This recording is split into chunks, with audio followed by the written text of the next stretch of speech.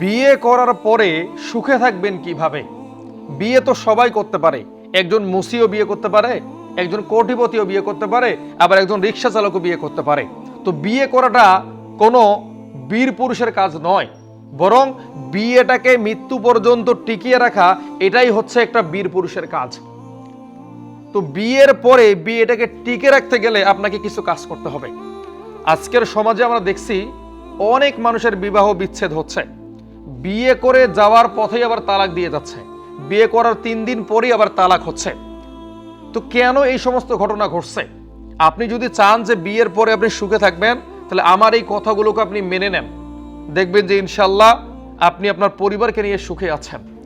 1 নম্বরে আপনাকে যে কাজটা করতে হবে, আপনি যা খাবেন আপনার স্ত্রীকে তা খাওয়াবেন। অনেকে বলে, হুজুর এটা আবার কেমন কথা, আমরা তো এইটাই কাজ করি, আমি যা খাই আমার স্ত্রীকে খাওয়াই না। গ্রামে হয়তোবা দেখা যায় যে এই বিষয়টা আছে, কিন্তু শহরে নাই। শহরের মানুষদের অভ্যাস একটু ডিফিকাল্ট। শহরের মানুষদের অভ্যাস একটু ডিফিকাল্ট। একজন সাহেব সারাদিন অফিসে চাকরি করে, বাসায় ফেরার পথে হোটেলে খেয়ে গেছে। এখন তার বউ অপেক্ষায় আছে যে আমার স্বামী আসবে, একসঙ্গে খাবো। তার স্বামী বলছে আমি খেয়ে এসেছি, তুমি খাও। এবার স্ত্রী মন খারাপ করে খেয়ে দে অন্যদিকে মুখ হয়ে শুয়ে আছে। এই যে শুরু হয়ে গেল ঝামেলা। আবার দেখা যায় কি, স্বামী 8টায় বাসায় আসবে, স্ত্রী খাওয়া দাওয়া করে শুয়ে পড়েছে।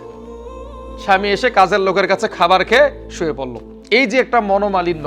তো আলহামদুলিল্লাহ দেখা যায় যে আমরা যারা গ্রামে থাকি আমাদের ভিতরে এমনটা নাই। এরকম অনেক মেয়ে আমাদের সমাজে আছে, স্বামী না খাবার খেলে তারা খাবার খায় না, স্বামীর খাওয়াটাকেই তারা বেশি প্রাধান্য দেয়, নিজে না খেয়ে পর্যন্ত স্বামীকে খাওয়ায়। তো আলহামদুলিল্লাহ এই সুন্নাটা এই গ্রামের মধ্যেও আছে। আর আল্লাহ রসুল বলেছেন, যে সমাজে বা যে পরিবারে স্বামী স্ত্রী এক প্লেটে খাবার খাবে, সেই পরিবারে আল্লাহর রহমত নেমে আসবে, খাবারের অভাব পড়বে না। 2 নম্বরে আপনারা যে কাজটা করবেন, স্ত্রী স্বামীকে সময় দিবে, স্বামী স্ত্রীকে সময় দিবে।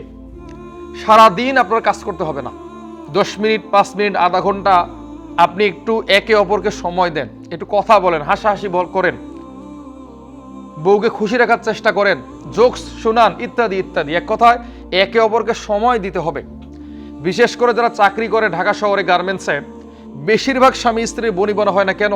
একে অপরকে সময় দিতে পারে না। 2 জনে চাকরি করে, রাত দেখা যায় যে 11টা 12টায় আসে, রাত্রে খেয়ে দে ঘুমায়, সকালে উঠে আবার অফিসে যায়। আবার এমনও পরিবার আছে যারা ডে নাইট ডিউটি করে, একই রুমে থাকে, কিন্তু দেখা হয় না। একজন সেদিন আমাকে বলল, হুজুর স্বামী স্ত্রী আমরা এক রুমে থাকি ঢাকায়, অথচ আমার স্ত্রীর সঙ্গে শুধু শুক্রবারে আমার দেখা হয়। বললাম যে কিভাবে? বলে আমি সকাল 9টায় অফিসে যাই, রাত 9টায় আসি। তো অফিসে যেতে গেলে আমাকে আধা ঘন্টা আগে বের হইতে হয়, 8:30টায় যাই, 9:30টায় বাসায় ফিরি। আমার স্ত্রী আবার নাইটে ডিউটিতে যায়, সে আবার 8:30টায় যায়, 9:30টায় ফেরে। তো আমাদের শুক্রবার ছাড়া দেখা হয় না, অথচ এক ফ্লাইটে আমরা থাকি। চিন্তা করেন। তো স্বামী স্ত্রীকে সময় দিবে, স্ত্রী স্বামীকে সময় দিবে, দেখবেন যে ইনশাল্লাহ তাহলে আর মন মালিন্য হবে না। 3 নম্বর হচ্ছে, স্ত্রীকে স্বামীর সঙ্গে একটা রোমান্টিক মুড নিয়ে থাকতে হবে। স্ত্রীকে একটা রোমান্টিক মুড নিয়ে থাকতে হবে স্বামীর সঙ্গে কথাবার্তা বলার জন্য। আবার অনেক স্বামীও আছে তারা স্ত্রীর সঙ্গে রোমান্টিক না। তো আপনার বয়স যাই হয়ে যাক না কেন, আপনি যদি আপনার স্ত্রীর সঙ্গে সুন্দর ভাষায় কথা বলেন, একটু ভালোবাসা দেখান, দেখবেন যে আপনাদের সংসারটা টিকেছে। আমি অনেক বৃদ্ধ মানুষকে চিনি, বৃদ্ধা হয়ে গেছে তার স্ত্রী, এরপর স্ত্রীকে এত ভালোবাসে যে পুরো দুনিয়া ছাড়তে রাজি, স্ত্রীকে ছাড়তে রাজি নাই।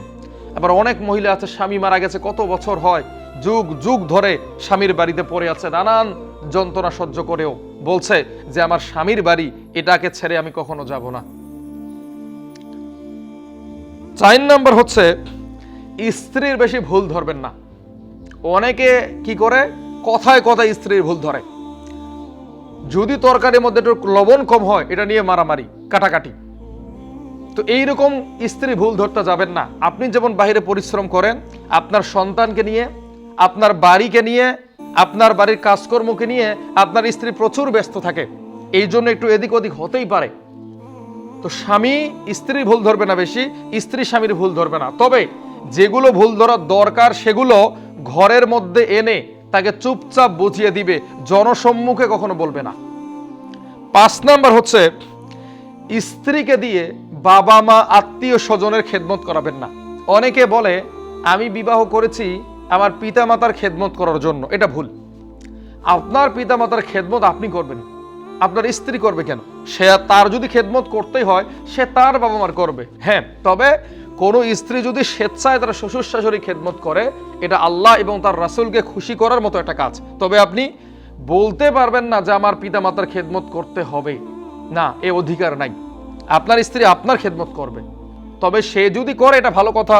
আপনি যদি তাকে সেইভাবে মানিয়ে নিতে পারেন, বুঝিয়ে নিতে পারেন, সে বিষয়টা ভিন্ন। তো এই 5টা করেন ইনশাল্লাহ। তো এই 5টা কাজ করেন ইনশাল্লাহ, দেখবেন পরিবারের মধ্যে আল্লাহর রহমত নেমে আসবে, পরিবারের ভিতরে শান্তি নেমে আসবে, একে অপরের সঙ্গে ভালো থাকতে পারবে এবং ওই বাড়ি থেকে শয়তান দূর হয়ে যাবে। পারবেন তো ইনশাল্লাহ? তো আল্লাহ তাআলা আমাদেরকে এই 5টা কাজ করার মতো তৌফিক দান করুক।